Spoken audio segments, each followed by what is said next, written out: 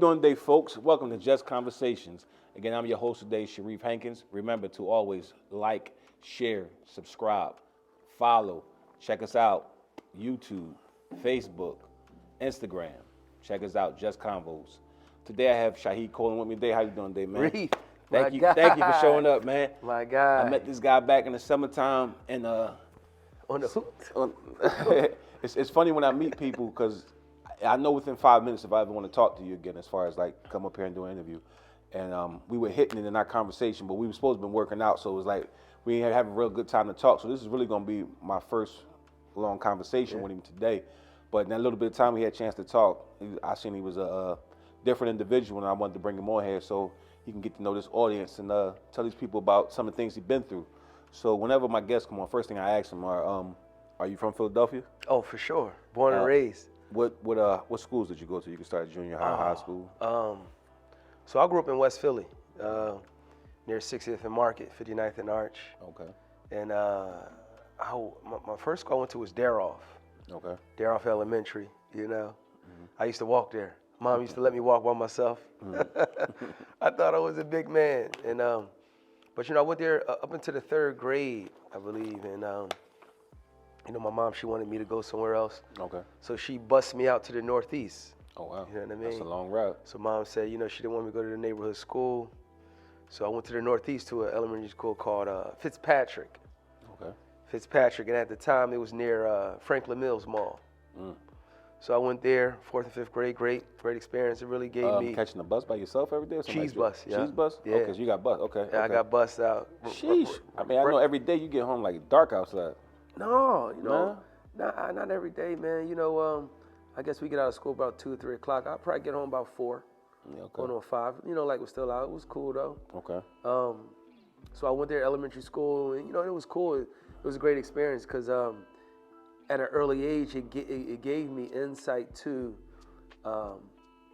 building and meeting other people. Different races. Different races. So, you know, I was exposed to white folks at an early age, Cambodians, Asians. Okay. And, you know, it was cool, man. You know, we played sports. And I was told, I think back then, that, you know, it's going to be important to have that experience because that's what the world looks like. Okay. And man, all of these years later, that's what the world looked like. So, it does, yeah. You know, so going to that elementary school, in middle school, it gave me access to that. And from there, I went to junior high right next door. Okay. That school was called Rush Middle School. Oh, that's like a big time school. Like, it's kind of hard to get in that school. Well, I remember when somebody was doing like creative arts or something like that, and I think the kids, one of the schools was Rush.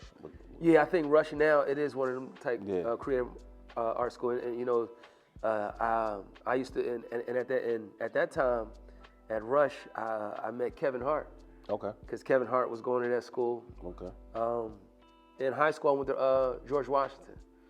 So I went to George Washington. Kevin Hart went there too, right? Yeah, Kevin Hart. Yep. Okay. Me and Kevin Hart went to school together. We played ball together. Okay. And I went to George Washington for only 2 years. Okay. You know what I mean? Because it was a lot. I'm coming from West Philly all the way over there. Yeah. That's a hell of a ride. I'm waking up super early. Late every day. Catching a bus from 60th and Market to Bridger Pratt. Okay. Then catching another bus. It was crazy. So, you know, my uncle was like, man, you know, maybe, you know, you should go to school elsewhere. Plus, my grades wasn't good. Okay. You know, I wasn't doing what I should have been doing. Okay. Hanging, you know, the wrong crowds and things like that. So I moved. 10th grade, I moved to Oregon. I moved to Oregon, 10th grade. My uncle was dating this lady. Like Oregon on the West Coast? Yeah, Northwest. Northwest, yeah. That's like Washington. Near Canada. Yeah, that's Washington, yeah. Damn. Right next to Washington, right? That's a big move, man. From huge Philadelphia move. to go to Oregon? Huge move, man. And, I thought you talking about you went down South Philly to No. grow in Oregon. No, not Oregon. Not Oregon Avenue. Yeah, I thought you were the Oregon Avenue. I about to say, what school on Oregon Avenue? Oregon State. Damn. So 10th grade, Yeah, he was like Nike country. Yeah, I know. Yeah. You know what I mean? The fancy floor. But it was all that again, just like when mom bust me out in elementary school. You know, it was a different culture, a culture shock, but something to be embraced. That which actually helped me. That move was similar. You know, and it's interesting because you know, I asked my mom because I wanted to go. My uncle said, "Hey, what do you think?"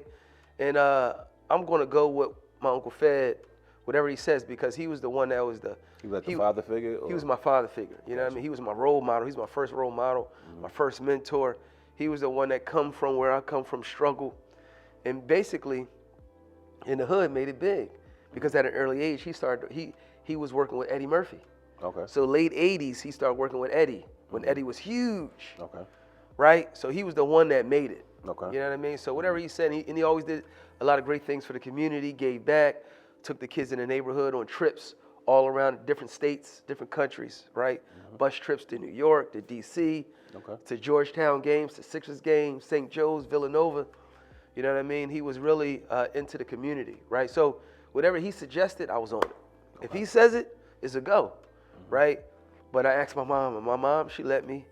She allowed me to do it, but she would always be sad, right? And anytime I made a move like that, you know.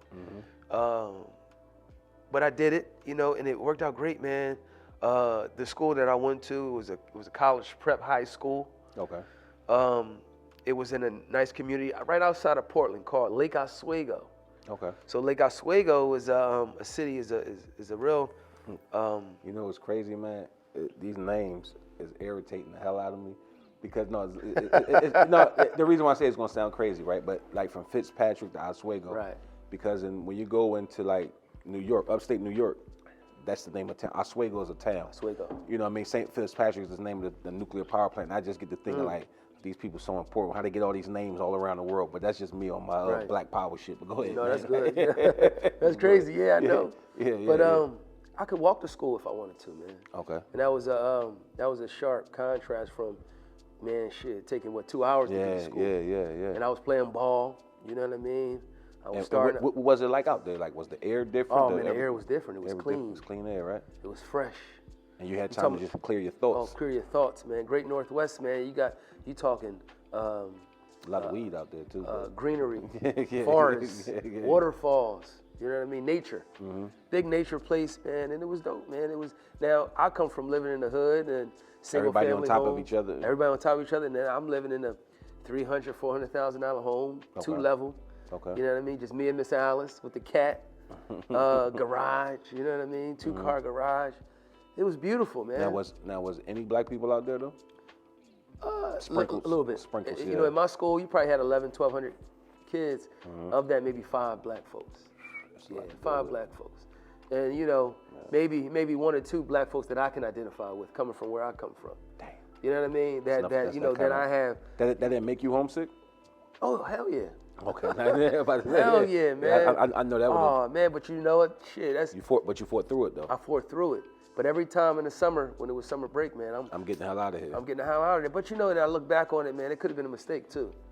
Because I mean, if I would have stayed, because I had an opportunity to play football. Okay. How old are you? I'm not how old are you, but yeah, like what 43. 43? Okay. 80s. Okay. 1980, 1980, baby. yeah, I'm 79. So yeah, you know what I mean? I'm thinking of the time and what it's like.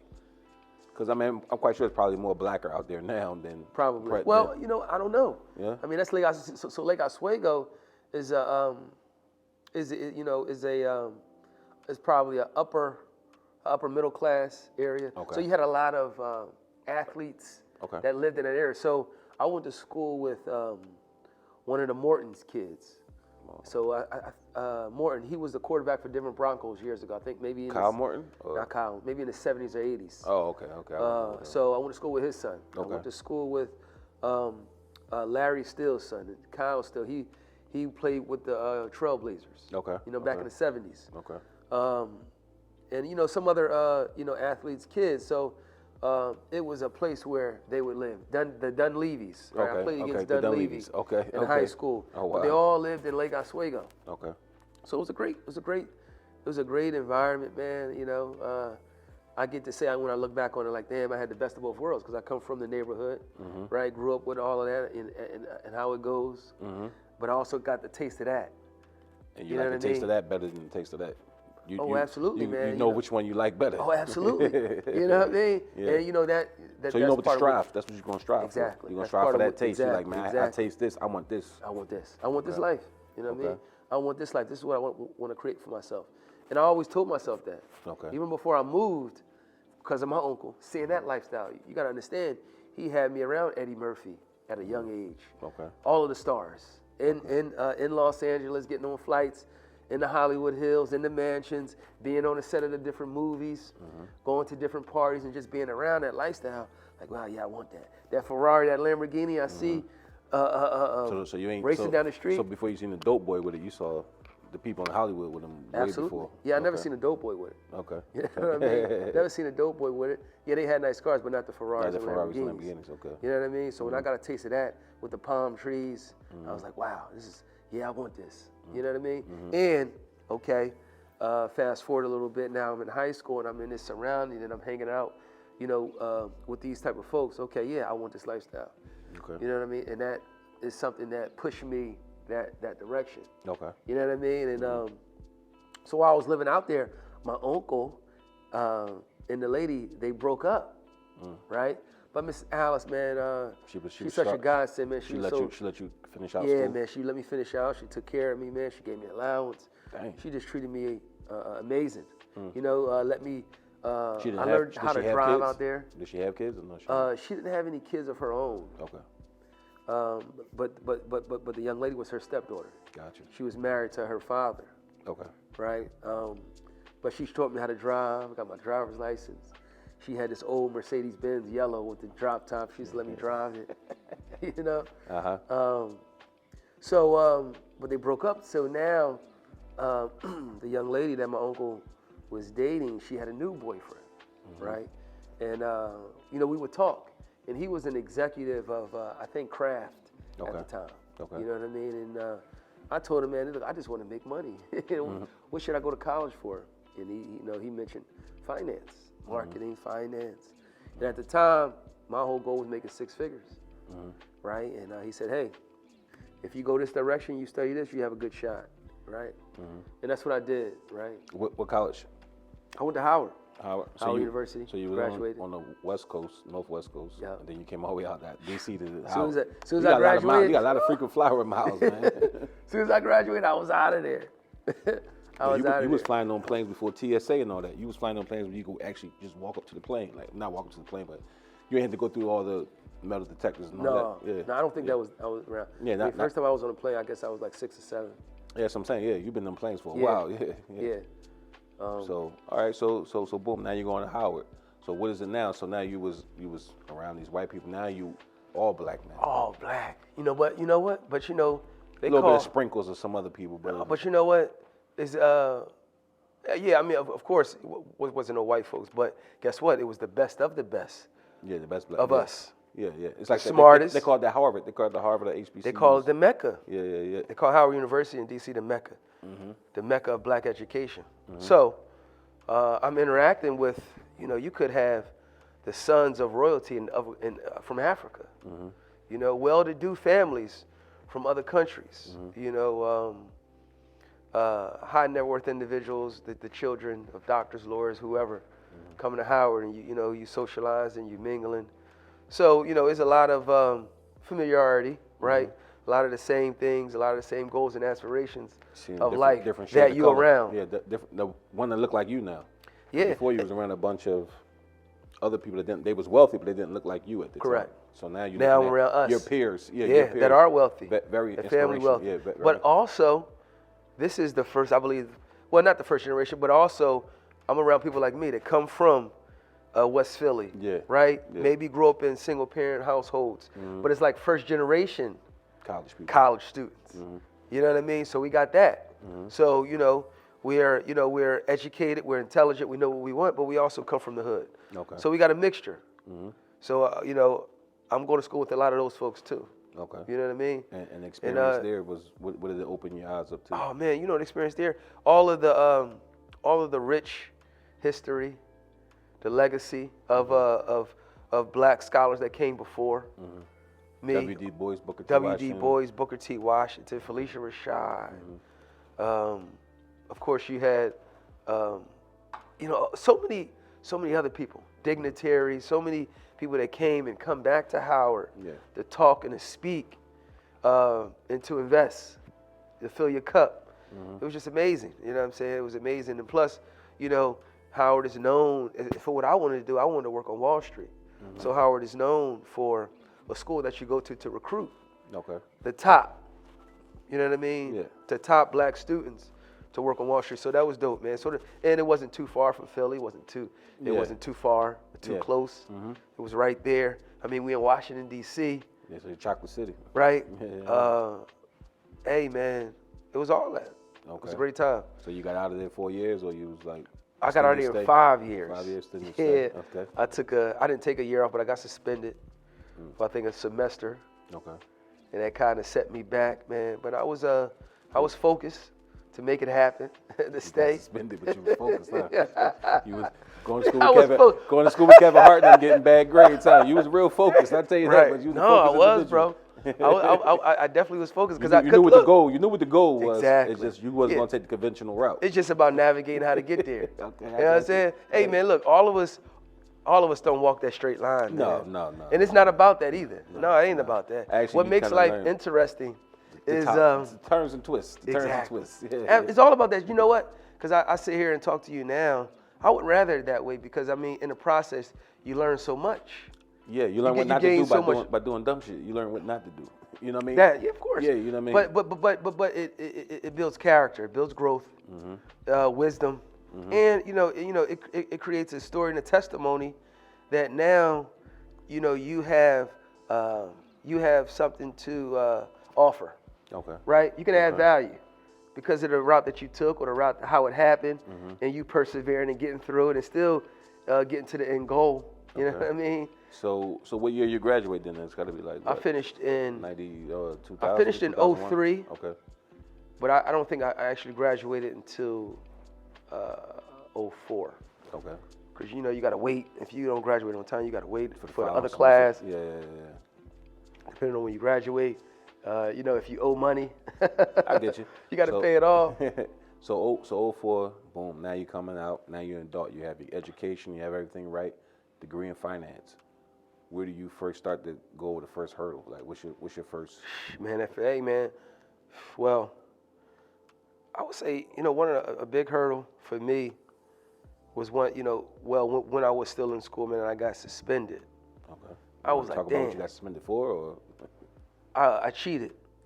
Yeah, I cheated on a test off of a girl paper. And that's a whole semester? Yeah. Oh yeah. Shit, it could have been longer. Yeah? Yeah, you could have. Yeah. I mean, I think I got a slap on the wrist. Dang. Honestly, you know what I mean. So okay, I did that, and I lied. I lied to my folks. I told them I got into a fight or something because I was embarrassed, man. I told them I got into a fight. Yeah, Gotta make it sound good. I had to make it sound good. But so I came back, man, and now I'm working. I'm making money. I'm doing things. Where you working? What you doing? I'm working in the bank. Okay. Because I was always working at the bank when I started college. Okay. But I was seasonal, so when I would come home for breaks, So you were working. I would work at I go back and work anytime I wanted to. So, but now instead of doing the seasonal, I was doing it full time. All year round. Okay. All year round, making good money. I'm happy, and so that's a distraction, right? But I knew I wanted to get back in school, man. So I had to stay on the straight and narrow, and really keep that in the forefront and get back in. Once I got back in, I got through all of that, So when I finished, one of the last hurdles, my last year, I failed a math class. Oh shit. I got like an F. Yeah, I got like an F in one of my math. Or something? It was like business calculus or something crazy. Something crazy. You ever use it? Hell no. Hell no, man. I had this black professor. Oh man, he was a hard ass, boy. Damn, he was hard. But so I felt it, man. And when you're a senior, they give you the option of taking it summer school on campus or back in your hometown. Okay. So I chose to take it back hometown, so I went to LaSalle. Okay. And that was love, man. Took the same class at LaSalle, man. I got a B, right? Sometimes it's just teachers.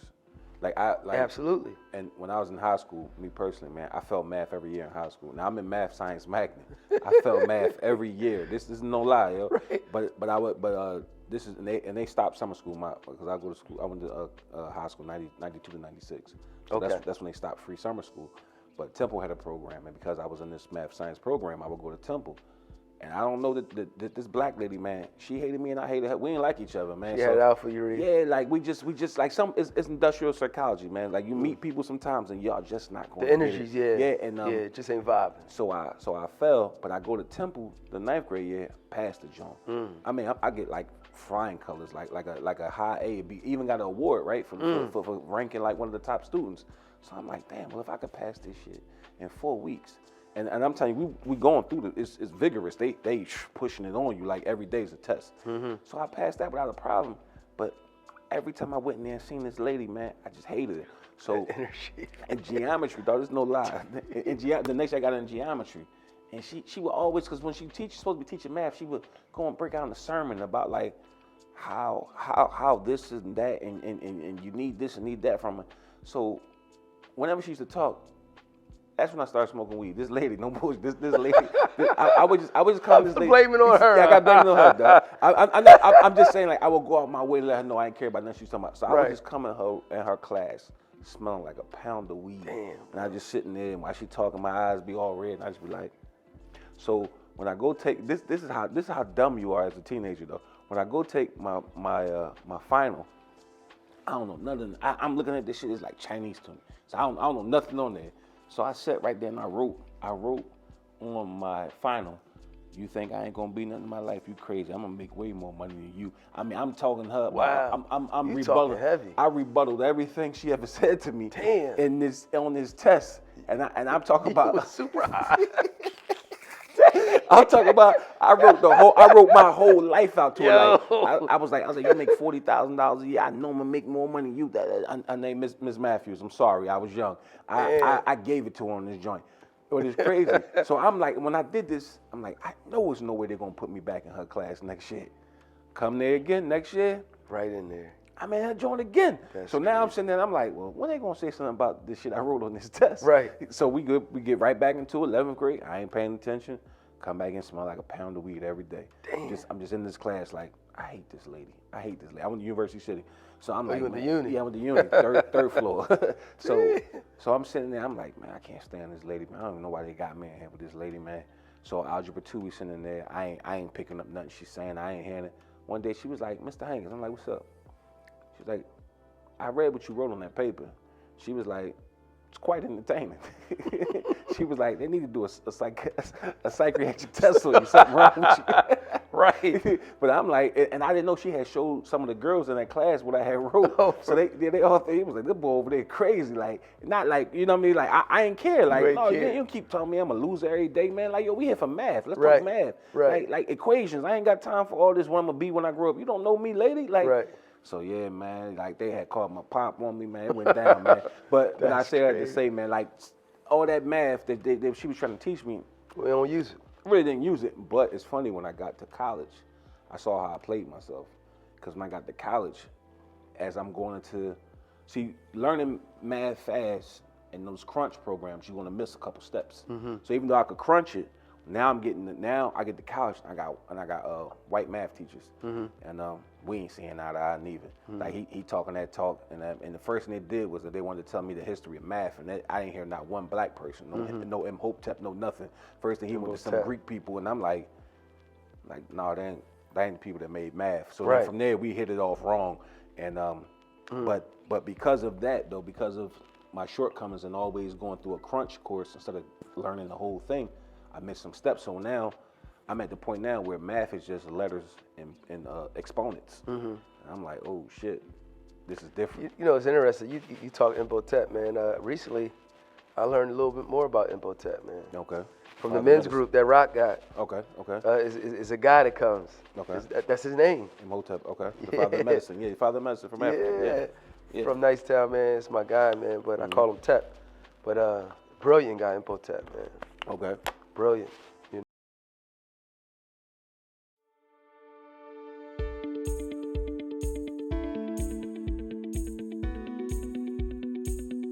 Pioneer Elite Care is committed to treating each individual with dignity and respect. We take pride in providing quality care to those who require assistance at home. Contact us now.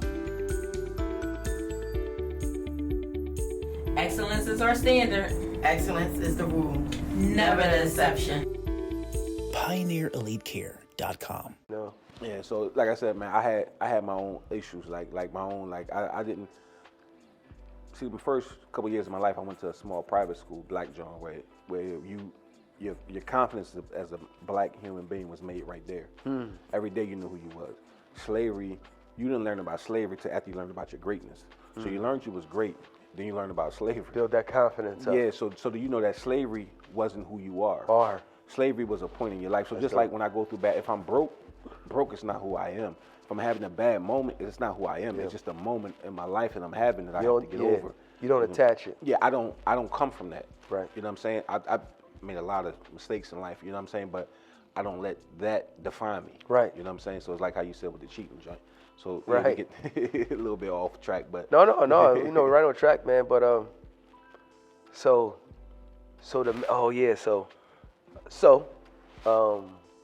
come back to LaSalle, get a B. The teacher's a great teacher. Like you said, it's about teachers, man. He was a great teacher. He you know, he explained it thoroughly where I could get it, and I got it, man. Got a B, boom.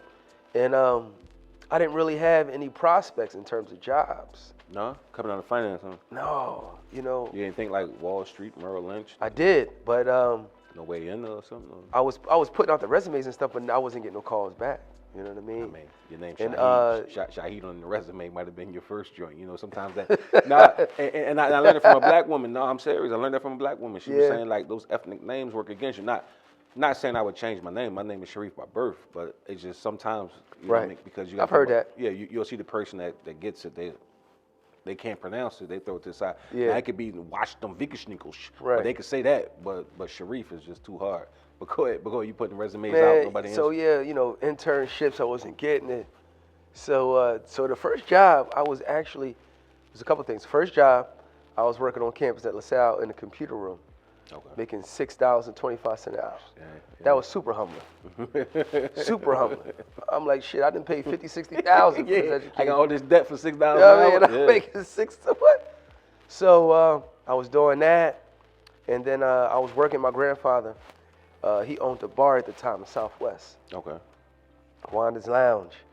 Okay. And I would work there part-time. Like a porter or something? Or? Yeah. Okay. Yep, exactly. Yeah. You know what I'm saying? Doing that, making some extra cash, man. So I did that for a few months until I started working at this financial firm. At the time, it was called First Investors. Okay. So that was down 16th and Market. I was excited because I was going to actually suit be and tie type thing, or like dressed up every day, casual? Okay. Yeah. I was in my Wall Street mode. You know what I'm saying?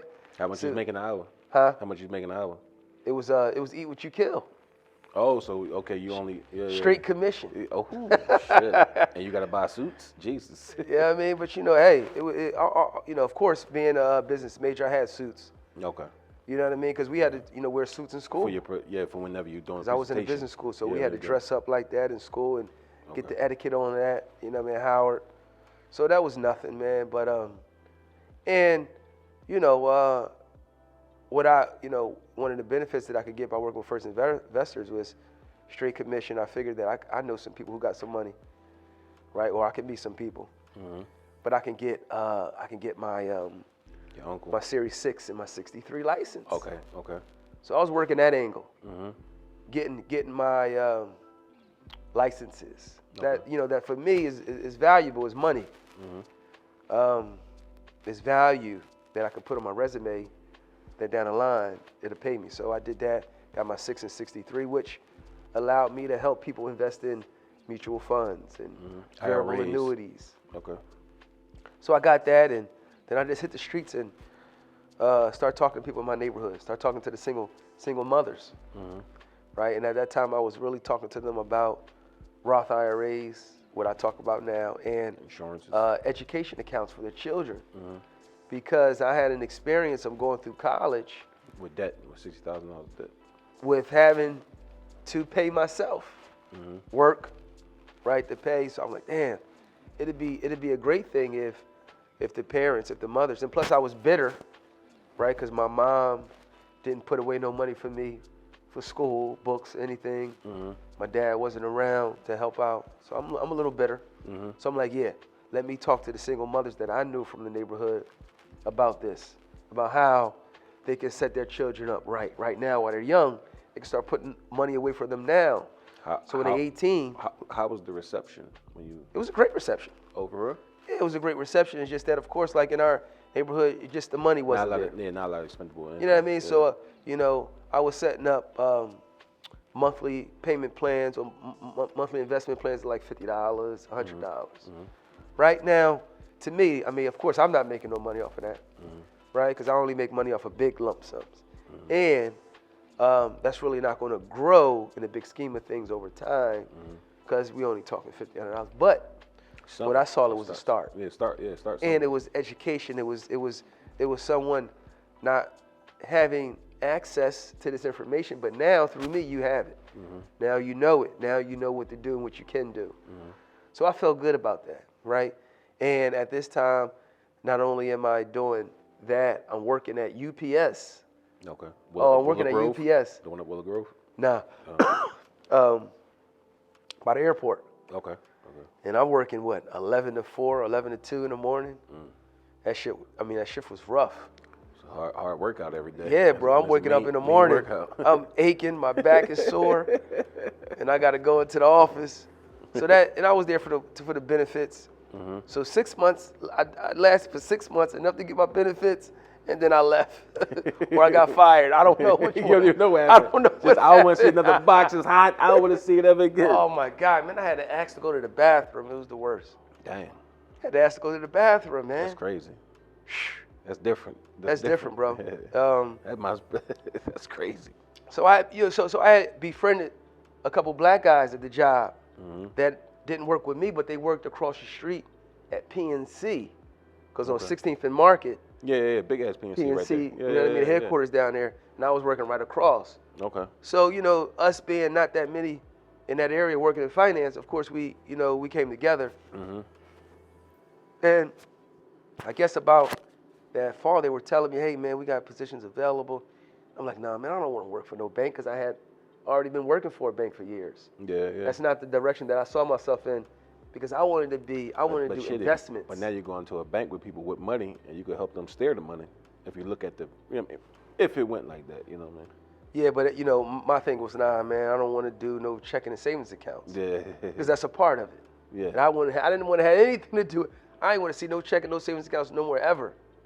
But when it came down to it, I took the interview, and they were starting this pilot program in the banks where if you had your licenses, which I had, then you could be, you can come in and you can assist people with checking and savings, but you also can help them open the IRA accounts and annuities, and you do that business. I was like, all right, cool. And I think they was paying me $40,000.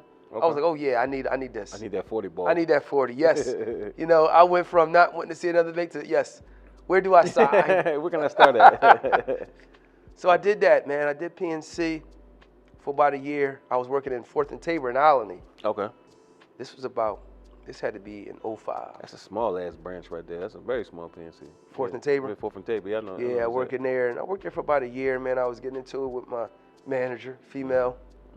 And I don't know, maybe I had a thing about being bossed around by a female. Who knows? But we just wasn't mixing. Whatever. And I kind of went out. I was working out at the gym, and I kind of tweaked my back. And I went out on some leave. But in the meantime, my uncle, he was working on a movie at the time. It was with Eddie Murphy called Dream Girls. Okay. So he's like, man, why don't you just come out and hang out on the set and chill? And it had to be like in April. So I went out there, man, and I was like, oh my God, this is it. This is it? Oh, I was like, oh man, I could come out here and I can work with athletes and entertainers. Excuse me. Take my business to the next level. So I went out there, and while I was visiting, I had met and I hooked up with some other folks from Philly that I knew who was out there. Okay. And it was like a small group of black folks, man. And this is around the time when Kev Hart was really starting off on his career, and he was living out there.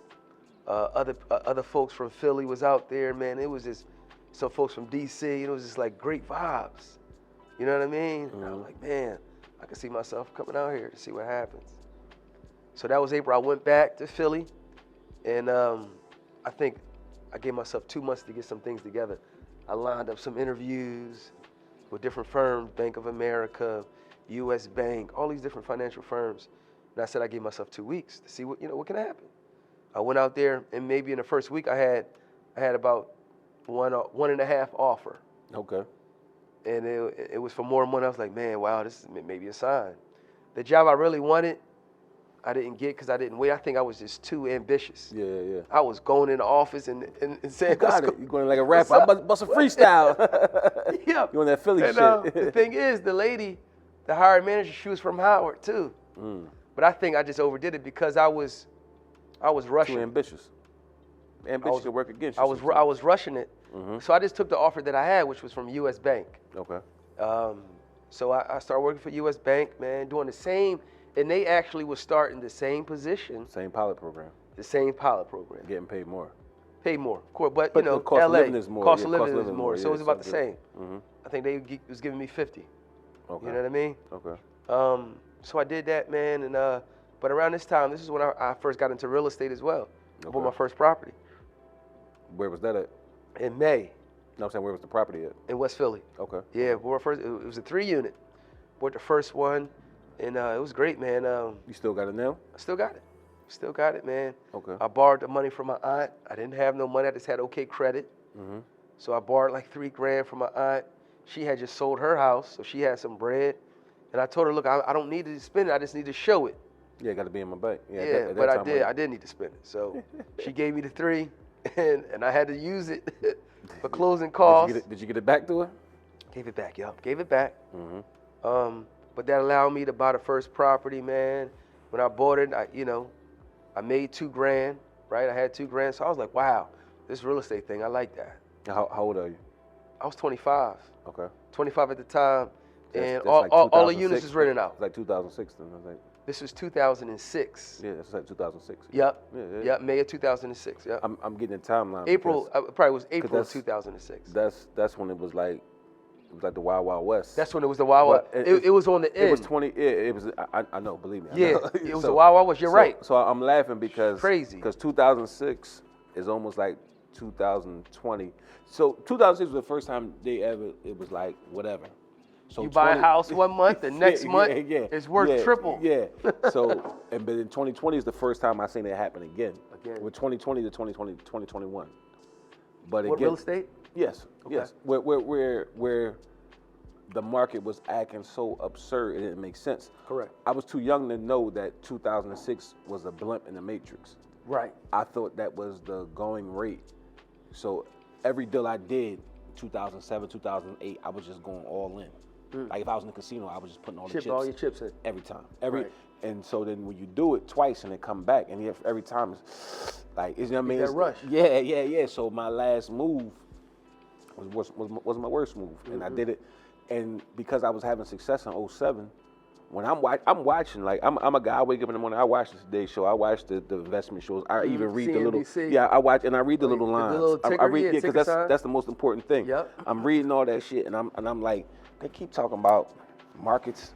They keep talking about markets is messing up. I'm like, I don't know what market they talking about messing up. Yeah. So and then I don't have nobody to tell me about 1992. Right. 1992, I was in high school. Right. So you know what I mean. So this is how bad it was for me. I had to go back and research after I took the losses I took because I lost millions. You know what I'm saying? And when I lost, when I lose, I ain't had nobody to go talk to. There was nobody that I could talk to. There was white men I met on my journey who would tell me like, this ain't what you think it is. And I'd be like, y'all hate. I didn't know they was really giving me advice. I'm buying a bar, and white guy said, why you buying a bar? It's like to make money. He said, if you buying a bar to make money, you might as well leave now. I was like, dog, I be in Atlanta, I be in Vegas, I'm bringing that shit to Philadelphia. I know what I'm gonna do. And he looking at me like, boy, you don't know. I'm like, you don't know. And he's the guy who's selling me my insurance policy for the bar. I'm like, man, I ain't worrying about that shit you talking about, man. You on some hating shit. You just hating because I'm black and I could do this. I'm not understanding. This man been in this business for 40 years. Right. He's telling me this shit that's going on is not normal. You're about to fall off the cliff. But I ain't trying to hear that shit. So I went all in, and I mean all in. I'm talking about every chip that I had. Damn. And I bought a bar and 3 houses on the same month. I bought everything. It was 3 houses in West Philly. Bar. And we had a bank I ain't gonna say we had a bank in our back pocket. We had a bank that had a great relationship with us.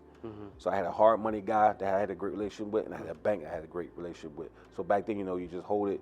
You can refi out. If they like you enough, you can come out that deal in 6 months, sometimes 3 months, sometimes 2 months. Right. As long as you got everything looking up to par. Right. So when I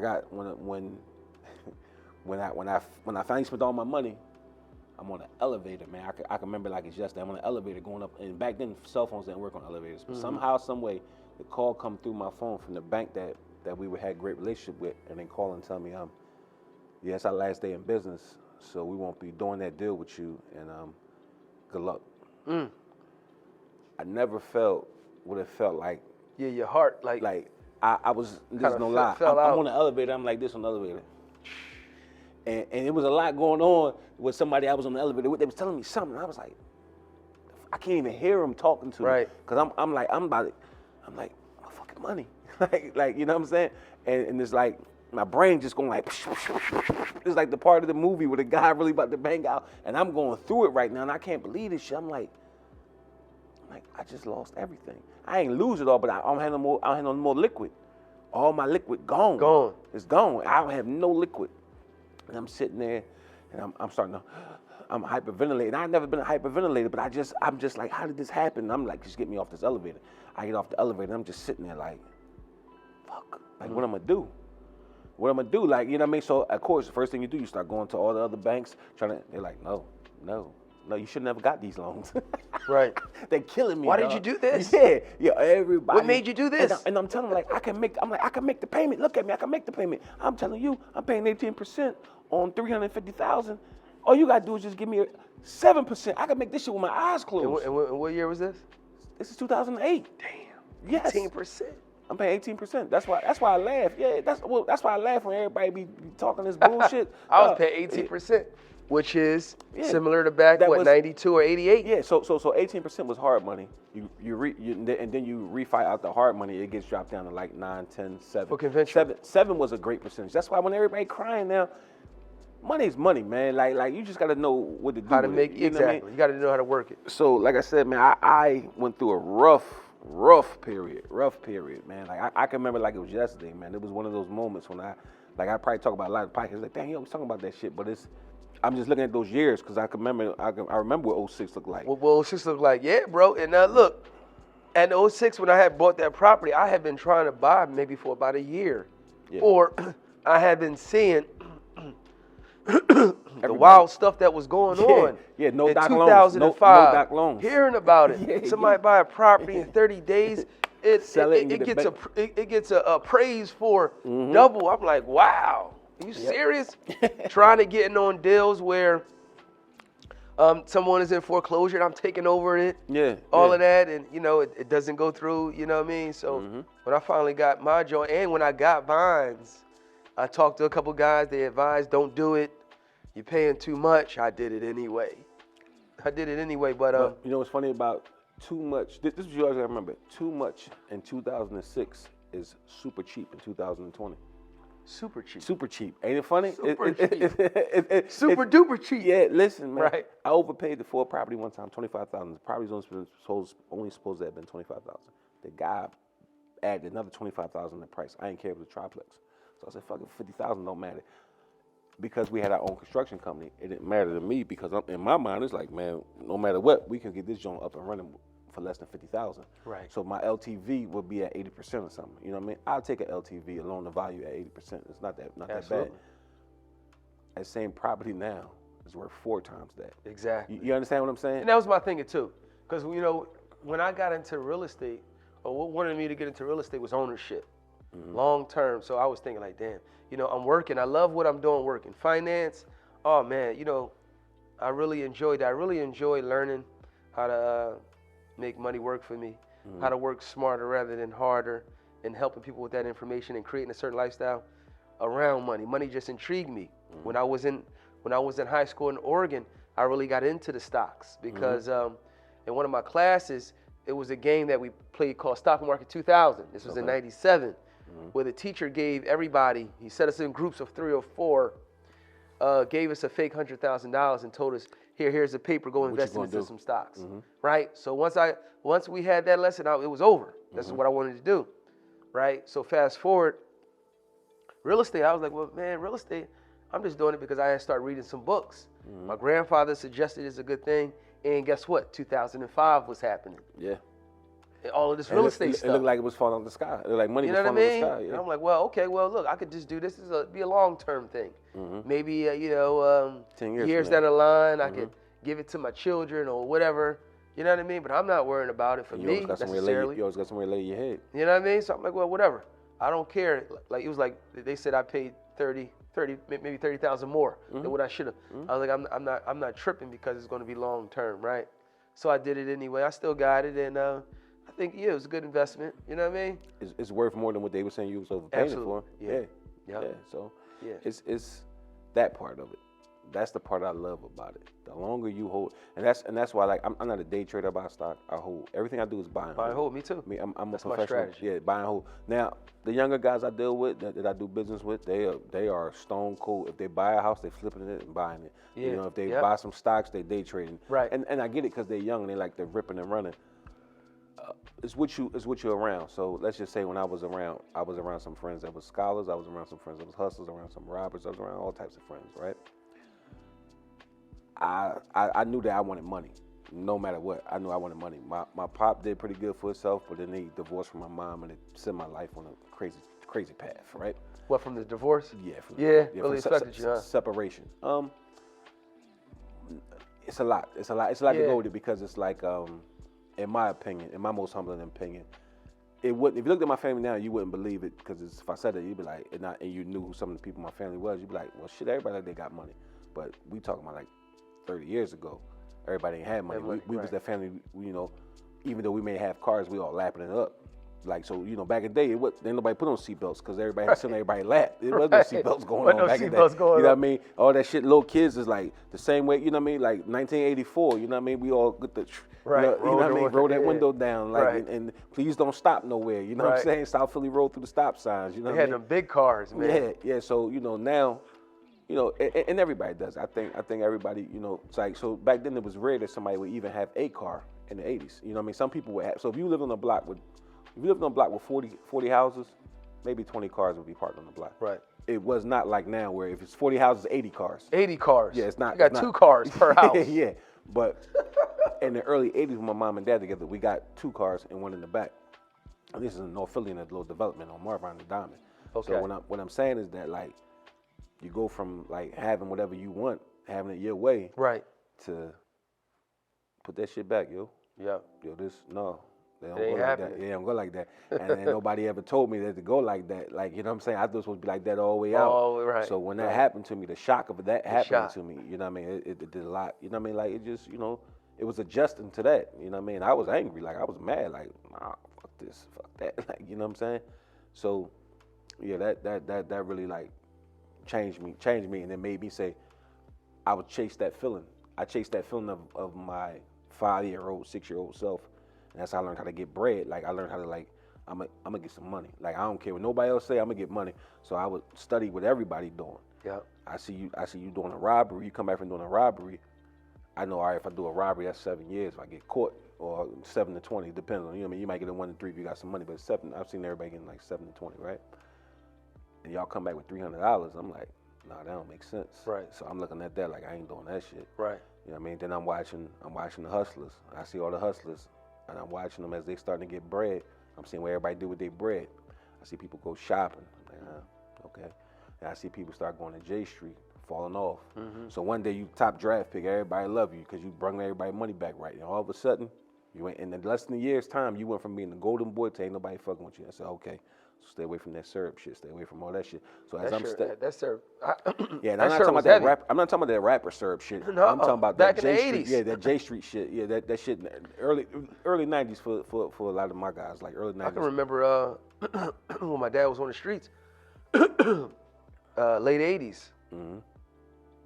Him arguing, fighting with my mom, having that white shit in the side of his mouth. Yep. You know what I mean? Yep, From yep, that syrup. dry, yeah, that shit dry you out. Man. Yeah, and it fuck up Crazy. your organs. So I'm watching everything and I'm figuring out my movements, and You know, I figured out a couple good plays for myself as a youngster. You know what I mean? But it was all a waste of time because no matter how many great moves you make, it's not legal business. Right.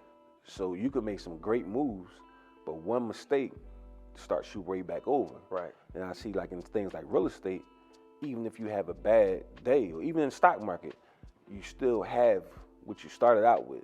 The value of it may change, but you still got the possession. Some people can't wrap their mind around that. And that's what my whole thing in life after seeing what happened to my pop and my mom was, I don't want to lose anything. So so anything I got, I wanted to make sure everything I built at that point was on concrete. I wasn't going to build nothing on sand. Right. So even if I did something wrong, it would never be a career. Right. You know what I'm saying? So, you know, I kind of just started putting together my own world like that. I started building my own world around what I knew. And you got to remember, I knew about people like Shaka Zulu, Marcus Garvey. So I would even take some of the strategies I learned that they used and apply them in my life, whether it was something bad or good. I was just like strategist. I became a strategist and I learned things.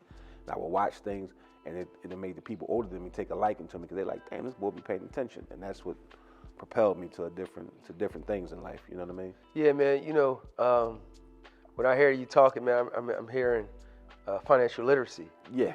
Yeah, man. It's interesting because I have a conference tomorrow. It's a Hope and Healing conference, man, where we're going to be talking about financial literacy. I'm going to be leading like 20 minutes on, you know, just talking about financial literacy, and that's one of the things I'm gonna touch on. You know, what it looks like, what is it? But you mentioned something where you had a point in your life where you was just shocked. Yeah. Financially, right? Mm-hmm. And I experienced that when I was in LA. Okay. When I had moved to LA, started that job, and everything was great, man. I had the property in Philly. Everything was going smooth, right? Tenants didn't know that I had moved. I got a property manager in place.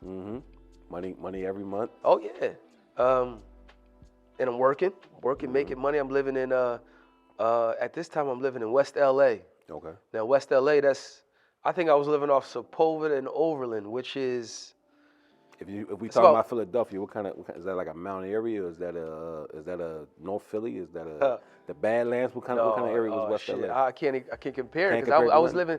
Can't compare, bro, because I'm living 5 minutes from Santa Monica Beach. So it's like, well, let's just say it's like Sea Line Avenue or something. I don't okay, know. Ardmore. You like an Ardmore then? How about we say that? You like an Ardmore? Yeah. I'm with somebody got a pool or something. Yeah. Ardmore with a big pool outside. Sprinklers always on. Exactly. Yeah, man, I'm 7 minutes from Santa Monica Beach, bro.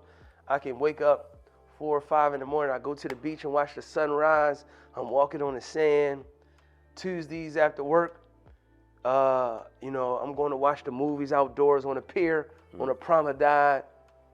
It was love. And I'm working in Malibu. Okay. I'm working on a colony.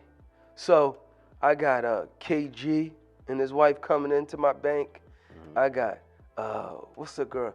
Pamela Lee Anderson coming in with no bra on, right, with a sheer shirt. Oh, God. Oh, man, I can't even concentrate. I mean, the people on TV, I know these people. and this is pre-Instagram and shit. Pre-Instagram. Yeah. This is when Pam, she was on top. Her and Tommy Lee. Yeah. I'm living right in front of Donald Sterling, a whole bunch of rich, wealthy people out there. Yeah, right down the street from what's the restaurant? Nobu. Right? I look outside of my window and I see palm trees. So you near the Nobu that's on the waterfront? Nobu on the waterfront on Malibu. Damn, I'm down the street. You getting money. I'm down the street. Damn. I go for lunch and I drive down the street and everybody out there surfing. That's a hard joint to even like get a table in type joint. That joint costs. Yeah. I go and we right across the street from Pepperdine University. So at the bank, when it's back to school for the kids, of course we going over there to sign them up for checking and savings accounts and credit cards. Yeah. Man, I go out there, man. I go on Pepperdine's lawn, man, and they have a lawn that the students just hang out and chill. And they just lay out, bro, and what you see is the Pacific Ocean. Damn, just clear your mind. It'll blow your mind, man. And I'm going out there. The bank is sending me to taste the wine and cheese events. I'm sipping my wine, suited and booted, getting lit. Damn. cheese and crackers. And So then, it was dope, man. You know. And then what happened? What was the other And flip? Suge Knight is coming by. I'm having conversations with Suge Knight at the subway, Oh shit. right? But things happen. So what it's like happened 08, is 08 or this is you this said is 06? 07. Okay, 07 is when I went out there bad? in 06. So when did it go bad? What year? Did it go? 07. 07? Okay. So I'm near 06 is good. 07 it start going bad. Yep. So 07, what happens is the tenants get wind that I moved. Oh shit. So now I bought the property, the tenants already in. They stopped paying. They stopped paying me. Then I'm noticing that, I'm hearing complaints also that the property manager is coming by with liquor on his breath. Yeah. And I'm not getting my money from the property manager. I can't reach him. So now I have to go back to Philly to file eviction. I couldn't do it from LA. Yeah. I had to actually be there. And that back then, I think everything was on 11th Street back then. It was. Like It was- across yeah, it from was- the gallery. it was different. Yeah. 11th and It one of was. the fucking It blocks. was on. Yeah, Yeah, 11th it and was Filbert. different. Not Filbert. One of them small blocks. One of them real small blocks and shit. I Yeah, forget, it was different, man. So now I got to go back and forth, man, and I'm late on my mortgage payments, man, and Fucking up I'm your credit. stressing. Now you fucking up your credit. And Now that's what the the bank credit say? score 'Cause, up. does your credit score contingent on you working in the bank, or that didn't matter at the time? It didn't matter at the time. Okay, At that time they wasn't checking for that. Okay. You know what I mean? It was strictly based on your resume. Okay. You know what I mean? So I filed the eviction to get them all out, man. So now I'm struggling, right? Now how bad did they tear the place up? They didn't tear the place up too Okay, bad. so turnkey. Okay. Yeah. Not bad. It didn't tear it up too bad, man. But it's like, damn, I'm thinking like, what am I going to do? Am I going to struggle to pay for the mortgage here and where I'm staying? You know what I Paying mean? for two And places. so what I decided to do was I decided that I'm going to move back, To Philly. right? But at this time, I had a customer Clientele. Okay. that was he was a movie producer, Randy Terrell, man. He I think one of the movies he produced was I think The Hunt for Red October, Dang, that's great. right? But he was somebody that he would come into the bank and he would want to get the best CD rate for the lowest term. So Now with 6 months, CDs, you want 6 the month best term. rate in the for a It's CD for rate it's a longer term, right? is always going to be for a longer term for Yeah. a specific time. So he wanted a 3-month Not at the best not rate. now though. Navy Federal have a vicious one for 9 months. Oh but- yeah. I hear about Navy yeah, Federal. Yeah. I was talking to my guy Al. He was telling me all about Navy Yeah, Federal. they got a vicious one. and I got an account with Navy Federal. Never Yeah. used them yet, but I will. but go ahead. You know what I mean? So he wanted So- the best rate for 3 months. Yeah, and us at a bank at the time, we was, our mission was to get more business. So I would ask my manager to hook it up, and she would hook it up. Okay. So in turn, me and Randy, we just started talking more. I was telling him I'm from Philly, moved out here, and he just happened to tell me like, hey, I got a property outside of Philly. I'm trying to sell. I'm like, really? Where? He said in Chester. And at this point, I've never been to Chester, even though I've heard of it. You've been to Oregon, but you ain't been Yeah, to never Chester. even been to Chester, bro. And I'm like, oh yeah, I know where that is. Now it's on Highland Avenue, like the McCaffrey. Like where was that? No, this is like 291.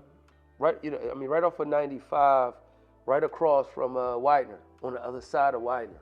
It's not bad. That's not bad at all. It's called Sun Village, Okay. which I didn't know was the worst part of Chester.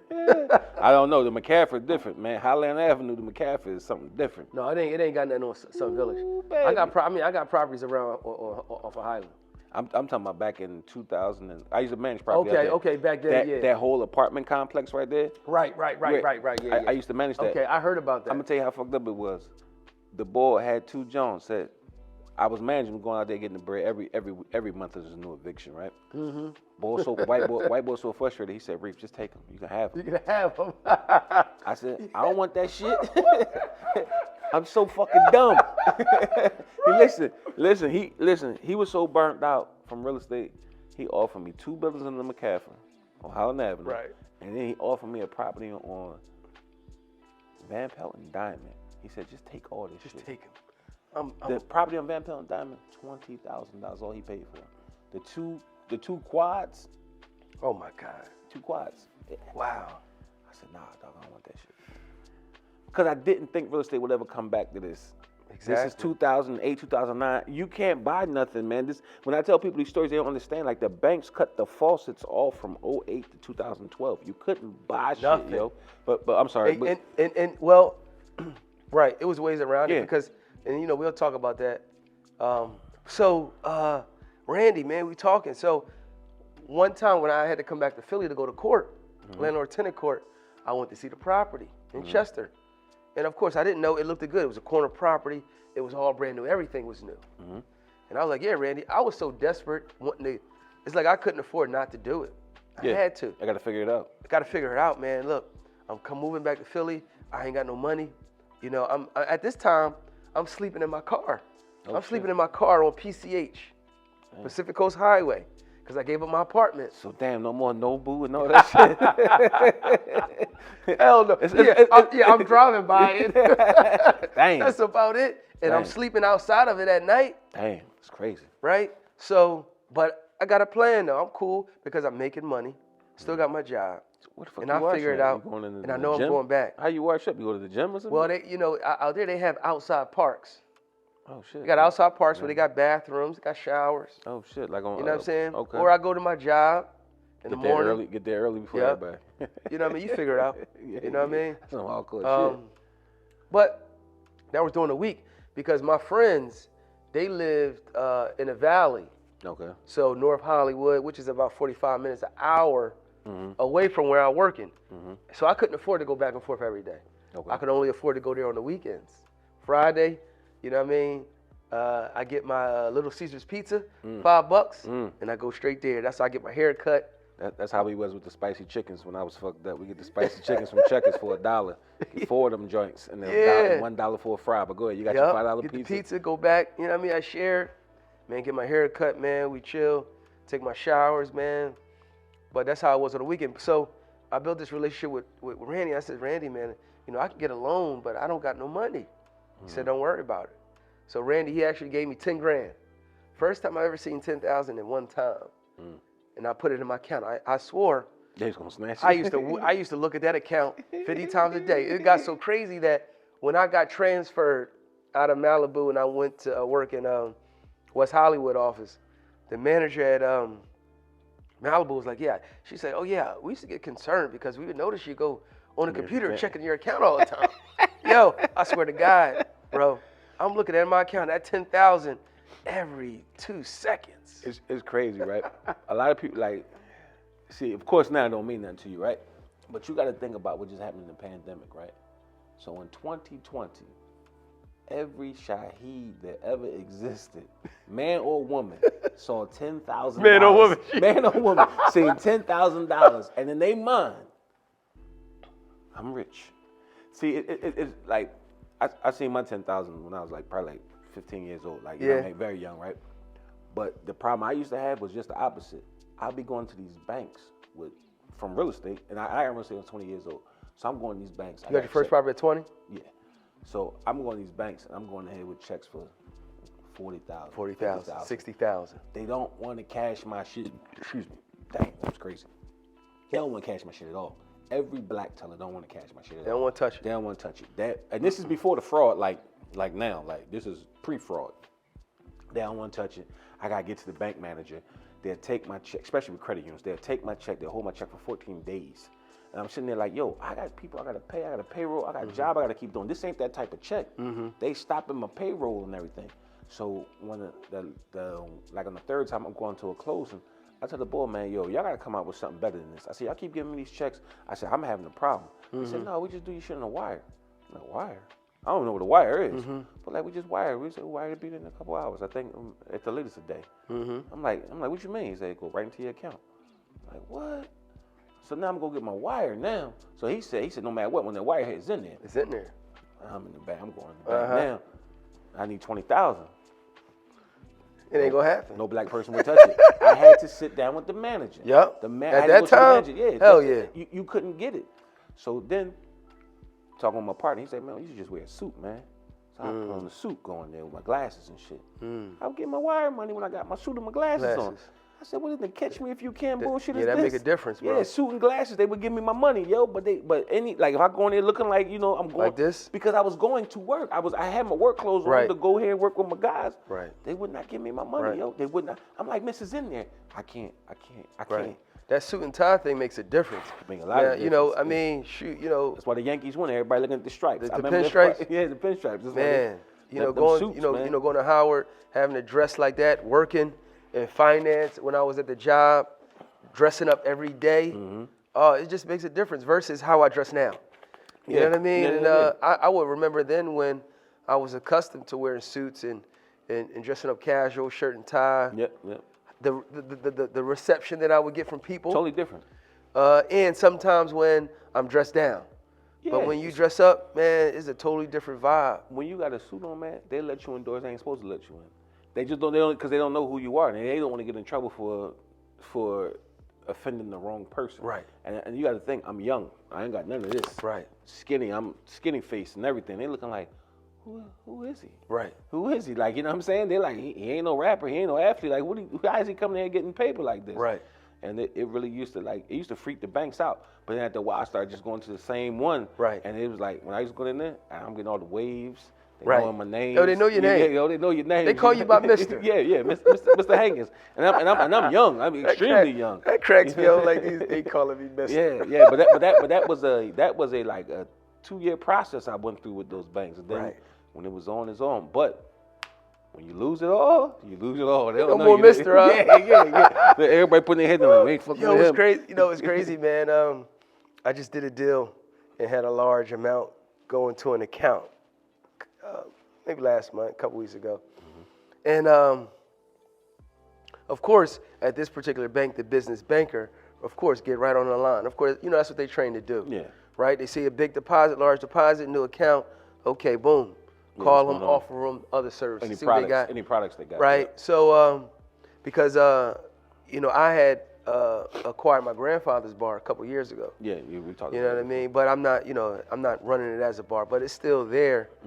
But I'm in process of transitioning to something different. So I told the business banker, okay, let's meet at the bar. He wanted to see the business. All right, we can meet there and talk further. But I couldn't do it, right? So he calls me back, oh, no problem. What I want to do is I need to upgrade your account, man, because when they set it up, they didn't set it up right. You paid for checks. You shouldn't be paying for checks.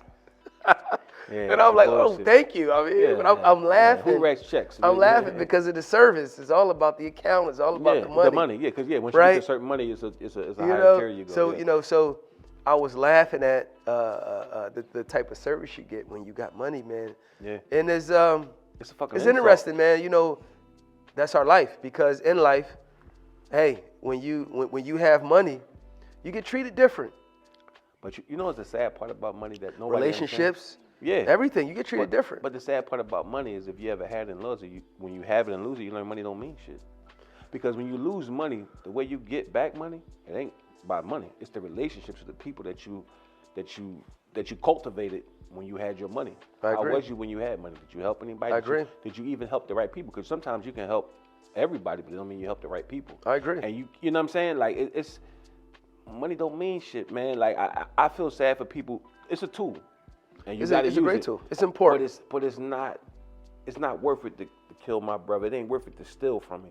You don't have it. You just ain't gonna have it. To us, it's not. To others, it is. Yeah. Well, yes, and that's what I the mean? problem. That's the hangover you're going to see out here in the next 2 or 3 years. It's happening now, but It's happening right now. That money hangover, a lot of people sick to their stomach, and they wish they can have a time clock to turn back and get that money, get that 10,000 that they think is 10 million, but it's just 10,000. Just 10,000. Once you spend $1, it's back to 9,000. 10,000. Yeah, 10,000 goes so fast. I mean, it's a joke. It's crazy. Yeah. And that's why I still love to do what I do. Talking about financial literacy and the importance of it, understanding what to do with that money when you do get it. Because I've spoken to so many people over the years, old hustlers from the day, old heads who have seen me grow up, right? And even in relationships with females who would say, oh man, back in the day, could be hairstylists. They was making so much money, but they blew it. They didn't put none of it up. They ain't put none of it up. Yeah. You know what I mean? So to be able to give that information I love it. It's just that a lot of people, they still don't listen. No. They still don't be disciplined with the funds and money. and do what they should do. Because it's a high. Spending money is a high. Absolutely. It's a high, yeah. It's a I high. ain't gonna front. No matter how you got it. Like, and I mean, we all got things that we like to do with money. But the question is when you know. See, my dad was telling me, man, you need to fuck up money 6 times before you really know what to do with it. Right. And that's some true shit. On some level, yeah, that definitely is true. Yeah, and, right. and like, You're going to. Like, and even no matter how disciplined you are. Especially coming from where we come from. Yeah, because especially. You want that feeling. That's a feeling, man. It's nothing like when they all screaming your name. Like because we've been chasing it for a certain reason all of this time. To fuck it up on shit that we like. It's not even real. Yeah, it's not. You understand what I'm saying? Then we know that. Then we come to find out, oh, that wasn't it. Yeah. You know what I mean? But you know, if you make it back though. If you make it back. See, the question is when you got your first 10,000, how you get it? Do you know how you got it? Can you get it again? See, it ain't gonna be another pandemic. Or if it will be, it won't be a pandemic where they go and give out all this money again. The next pandemic might be keep your ass in the house. We're gonna give your ass cereal and some fucked up fruit, and we're gonna drop it off to you. We need to get Trump back in, bro. That's all y'all. Please. I'm not a Trump. I'm not a fan of no president. I'll vote for you, Trump. I got you. That's y'all man. I'm not. Trump. I'm not down with none of Hey, them. Trump. You got my vote. Can't do it. I'm not down. What I do is when I see him come in, man, whatever the president is, I watch the policies and see how these policies can help me with what I'm doing. Right. Because I mean, not to say I don't vote, I'm going to vote, but it's just none of them keep their word to me, and none of them give a fuck about poor people. Like, you know what I mean? There's no way that I'm a billionaire or I'm a guy access all this money and I'm going to care about the people who don't donate. If you don't donate no money to no politician, you're going to be the last one to get something if it's something less. If it's something left when it gets to you. Absolutely. You know what I mean? That's what a lot of people don't understand. A lot of people, they get 100,000. How many people you seen get lawsuits in your life? 100,000, 200,000. Hey, man, why don't you go donate to a campaign to something? No, I ain't doing that shit. Hey, man, why don't you go buy a house? I ain't doing that shit. I'm going to the casino. I'm going to get this car. I'm going to get some liquor. I'm going to get the liquor. I'm weed. Strip club tonight. I'm Big Meech for 2 minutes. You know what I mean? I've seen people, you know, get life insurance policies, man, and get crazy bread, man. Crazy bread as far as for somebody who never worked for it. So they get this, they get 350, and they spend the first 50, they still see 300. They spend a bean and say, damn, I still got 200. But this ain't over no like 3-year period. This is like 6 months increments. I've seen the guy run through 350. You know what I mean? That's crazy. Yeah. Yeah, but you know, it makes sense though. You know, just how the statistics say about those folks who win the lottery. Yeah, you know, within a year or two they broke again. Yeah. Because it's, you know, no financial literacy, man. No intelligence about what to do with that money. Yeah. You know what I mean? Because if it's around, you're going to spend it, and you need to make sure you're spending it in the right place. Spend it by investing it somewhere. Yeah. Some here, spend some.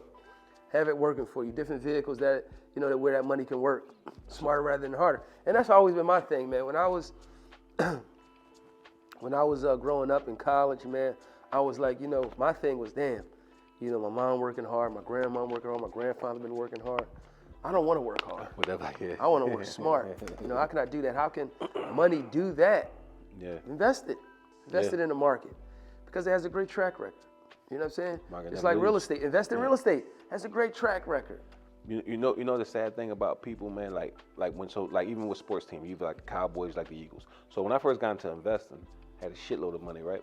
Well, now I had I had some money, right? I went straight real estate.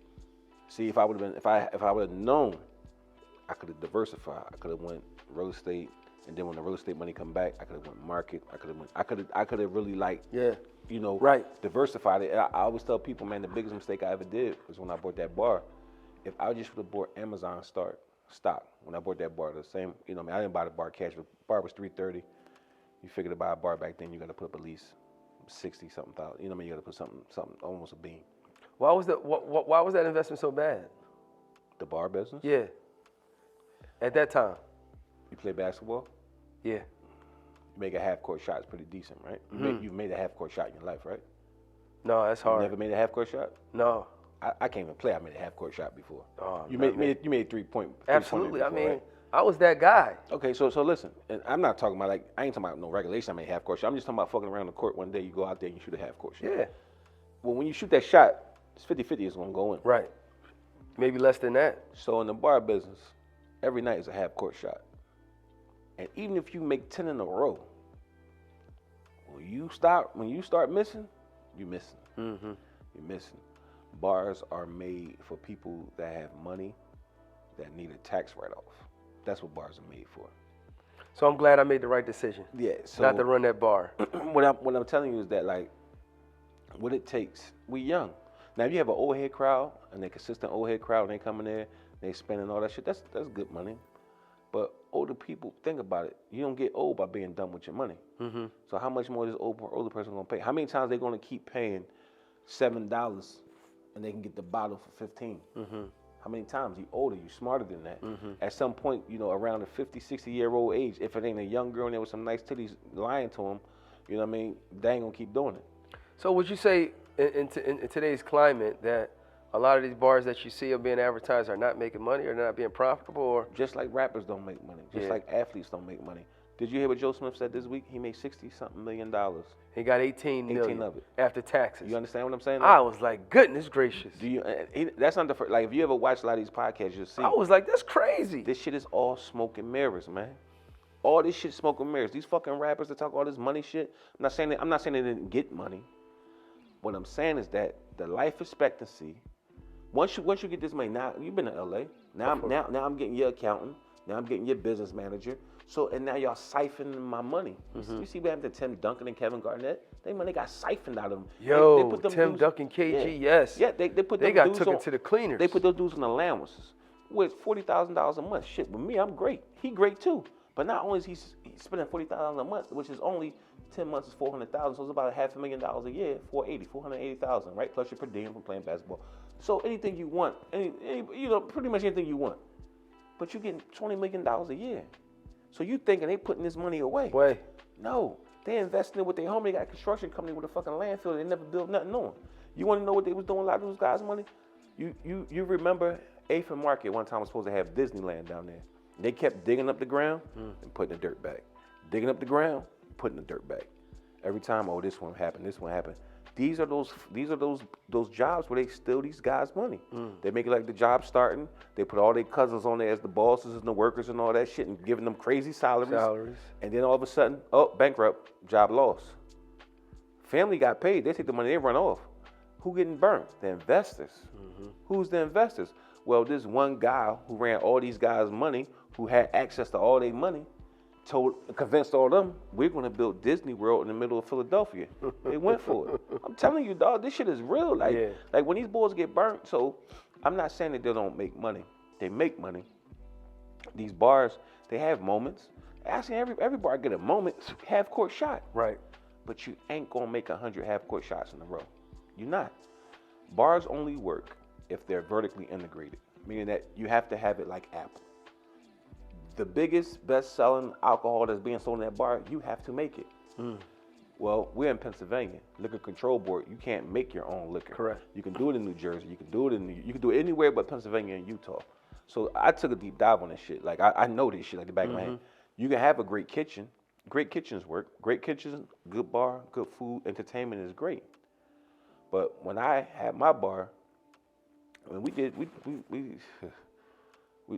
the M, like, you know what I mean? I don't want to get, because next thing I know, City going to call me up talking about, whatever. We did some bread, right? They started this shit called Pressure Point. I'm 26 years old. I don't know nothing about political system in Philadelphia. I read the paper. I know what's going on as far as who's who, but I don't know about this shit Pressure Point. They unleashed Pressure Point. I'm the first one that get hit with Pressure Point. I'm the first bar. Not saying it was Where's a big... the bar at? On 29th and Ridge. Right now it's called Ridge Capital Ridge, Grill. oh, yeah. I was before the Ridge Capital. It was called the Chill Spot back then. It was called the Chill Spot and the Island Bar. It was called the Chill... First it was called the Chill Spot, then called the Island Bar. We had to change it from Chill Spot because what happened, what the news did to me. This is before the media. We got the shit popping. We doing our thing. We the first ones to get hit, right? When they hit us, they have Channel 6 and Vernon Erdem out there. And they all got the cameras up and they like, man, we got these drugs and guns out the bar. They didn't get the guns and drugs out my bar. They got it from the bar down the street. But the way he irresponsibly reported it made it look like it came out of my joint. So we laughing about the shit like that. None of that shit. We were shut down for 3 days.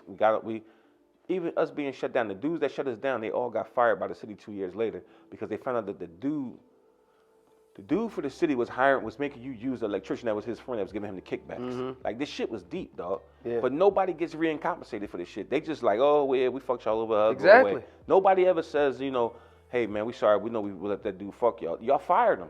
Where the fuck is our money at? Where the money I lost at? They look at me like, hey, it's the game. It's the game. It ain't personal. That's what happened to my grandfather. Yeah, shut him down, So pay that's- all his money. Yeah, so that's what I'm saying. So at any given moment with the bar, that's how fast you can lose your business. Right. I don't want no business like that. If I'm gonna lose that much, then at least let me be able to sell the liquor that I make when people want to come and get my liquor for me. Then at least let me keep my kitchen open.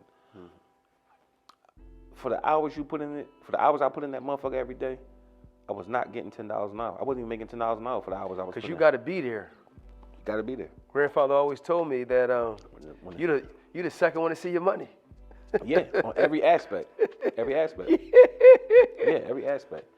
So like I said, I'm not a fan of it. You know what I'm saying? It's people who do it and make money, so I don't want to disrespect them. Like, he a hating ass nigga. Nah, I ain't saying that. I'm just saying it ain't all that glamour. It ain't good. Money is quiet. It's slow. But when it start going, it's like an avalanche. When it start going, it's like an avalanche.